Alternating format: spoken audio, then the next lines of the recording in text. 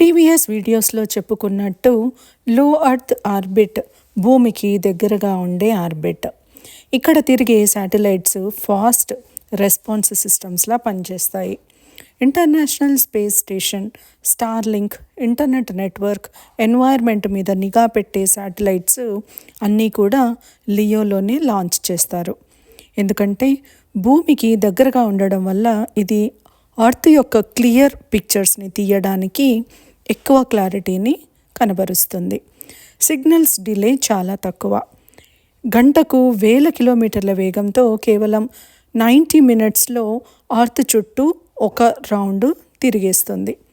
ఇక medium earth orbit మియోని చూస్తే కనుక ఇక్కడ శాటిలైట్స్ లియో కంటే స్లోగా తిరుగుతాయి. ఒక్కసారి భూమి చుట్టూ తిరగడానికి కొన్ని గంటలు పడుతుంది. ఈ ఆర్బిట్ని ముఖ్యంగా స్టేబుల్ కవరేజ్ అండ్ ప్రెసైజ్ టైమింగ్ కోసము ఉపయోగిస్తారు.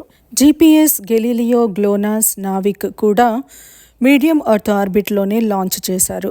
ఇది లియో కంటే ఎత్తులో ఉండడం వల్ల ఇక్కడి శాటిలైట్స్ లార్జ్ కవరేజ్ని ఇస్తాయి. సిగ్నల్స్ స్థిరంగా ఉంటాయి, యాక్యురసీ చాలా ఎక్కువ. కాబట్టి navigation, air crafts, army timing systems, world communication Meo మీదే ఆధారపడి ఉంటుంది.